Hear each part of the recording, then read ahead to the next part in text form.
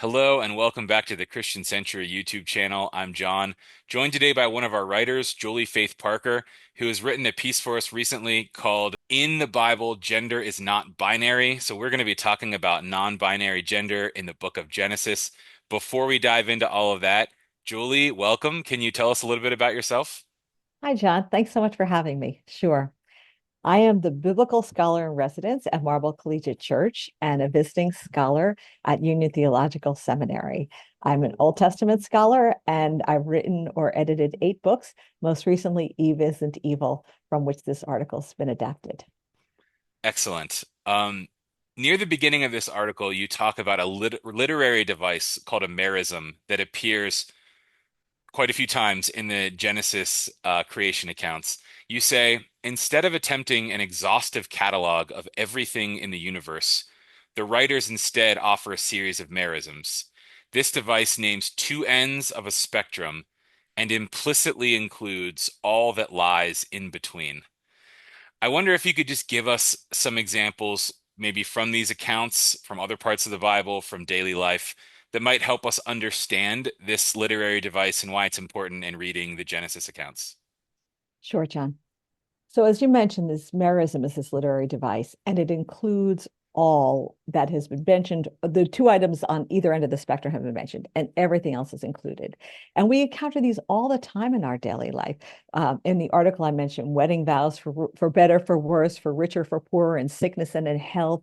And it includes everything in between. Also, we say, I looked high and low. It doesn't mean just up and down, but it means we looked all over. Or the menu encompasses everything from soup to nuts. It's not just soup and nuts, right? It's all that's in between. So merisms are all around us. Just a lot of us don't know that term. And so because we're not aware of the term, we often don't recognize them. And we see them in the Bible too.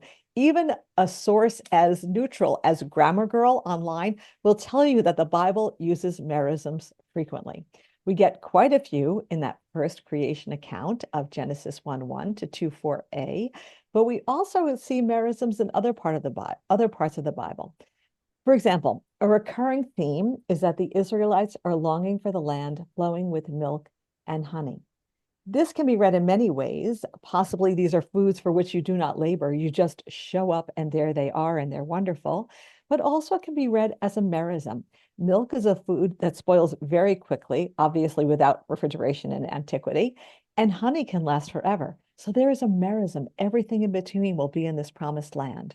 Or we read in Psalm 139, the Lord knows my sitting down and my rising up. The point, of course, is that not God does not just tune in when I'm sitting down or rising up, but everything in between. Or in Revelation, when God says, I'm the Alpha and the Omega. God is not saying I'm just the first and last letter of the Greek alphabet. I am everything. And we can read also gender this way. When God says, I've created male and female, God has given a whole series of merisms. God's created the evening and morning. Where's midday? God has created the sun and the moon. What about the planets and the stars? God has created all the waters and the seas, lakes, marshes, rivers. Where are they? They're part of the merisms in between. And male and female are two binary ends of a spectrum. And in between, we can see intersex, trans, all kinds of gender expansive people who are affirmed as being part of God's image, which is not only good, but even very good. Mm, thank you. Another I found really intriguing reading of the Genesis creation accounts that you briefly touched on in your essay was the idea that in one of these accounts, the very first human created, which we would call Adam, is actually in the text possibly a sexually undifferentiated person. I wonder if you could tell us a little bit more about this reading of the text. Sure. So in Genesis, we get two creation accounts. The first one, the world is created in 7 days with that series of merisms, as we just discussed. And in the second creation account, if you look closely, starting in Genesis 2:4, 2:5, God's starting from scratch again. There's no plans, there's nothing on the earth because there's no human being to take care of it.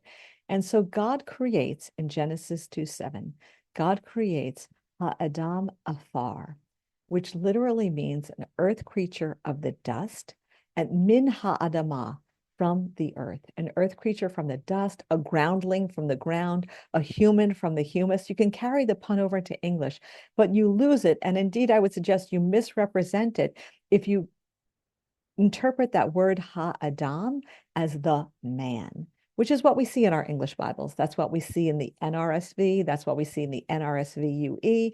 Adam is translated as man. It can be translated in different ways, man, human being, and Adam. And our translators decide for us whether or not we see a sexually differentiated person, an undifferentiated person, or a particular person with the proper name of Adam. In Hebrew, it's all the same. Ha-Adam, except when we get to ha-ish, ha-isha, ve-ha-isha, that means man and woman. Those are different terms. But when we get this first created being, the being is undifferentiated. And so here we have a non-binary person as our common mythological ancestor. And we lose that in translation. And I suggest that the translators make the text seem more binary than it actually is.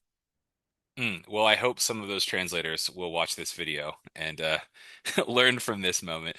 Um, One of the other themes you talk about in this essay is eunuchs, and you look at a conversation Jesus is having in Matthew 19. To my mind, a very cryptic and somewhat confusing conversation. They're talking about marriage, divorce. They're trying to trap Jesus, and he goes on this little speech about eunuchs, three types of eunuchs. I wondered what you would just say might be a good takeaway from this conversation or from Jesus's statements about eunuchs in this conversation. Sure. You're right, John. It's a curious passage. I think it's helpful to remember that Jesus is speaking as an apocalyptic prophet. And so he envisions the end of the world is going to be imminent. And so marriage and procreation, these things don't really matter because we're all going to be part of the kingdom of God real soon in Jesus's understanding. And that's why he preaches time and time again these real radical messages about many things, I think, including the end of the world. But when he speaks about eunuchs, it's remarkable to me how he is so accepting. And eunuchs are not non-binary people the way we think of them. Our standards of sexuality are not timeless. The way I think about trans people has changed significantly over my lifetime. So think about hundreds, thousands of years ago, how people were thinking about sexuality. It's a very different worldview, and it's hard for us to know. But I do think that eunuchs disrupt the gender binary. And so in that way, they might be helpful to us to see how Jesus really is affirming of eunuchs. There's no judgment in this statement. He speaks about eunuchs who are born eunuchs from their mother's womb. I have a friend who's a neonatologist, a physician, and he told me once that 1 out of every 1,000 babies are born with confused genitalia. This is not an unknown thing at all. And I imagine it was well known in antiquity too. And so Jesus is acknowledging this. They're born that way. And then he talks about eunuchs who've been made eunuchs by others. Here he's probably talking about slaves because people would be captured and castrated, and then their skills could be used in the service of the king, often in the or the emperor who's ever in power, often rich people in power. Often in the Hebrew Bible, we see eunuchs who are in very high positions. In the book of Esther, for example, Potiphar in Genesis 40, 41, we see these eunuchs who have very high positions, also in Jeremiah, in Acts, in the New Testament. And so these are people who are very well educated. These are eunuchs who likely have been made eunuchs by others so that they can serve them without any threat of a dynasty. And then there are eunuchs who've made themselves eunuchs for the sake of the kingdom. These are people who perhaps are voluntarily celibate, or maybe people who have tried to castrate themselves. And we do have records of this in ancient Christian documents because of what Jesus says here. But what is amazing to me is that there isn't judgment here. Jesus sees these people who disrupt the gender binary as part of God's kingdom and certainly welcome in God's kingdom and integral to this kingdom. And then I love what he says at the end. Let anyone who accept this who can. Like, let's not judge. Let's just accept that people come to the kingdom how they come, and all are welcome in Jesus's eyes. Mm, Thank you so much. So much to think about. And as you mentioned, this article was an adaptation of a section in your latest book, Eve Isn't Evil. So anyone out there who's interested in this, you can find some helpful links below in the video description. There'll be a link to this essay, to the book, Eve Isn't Evil, and then we'll just throw in some bonus links to Julie's Instagram, website. Um, so please check those out. Julie, thank you so much for chatting about this today. John, it's been a real pleasure. Thank you so much to you, and thank you so much to all your readers for your interest. I'm very grateful.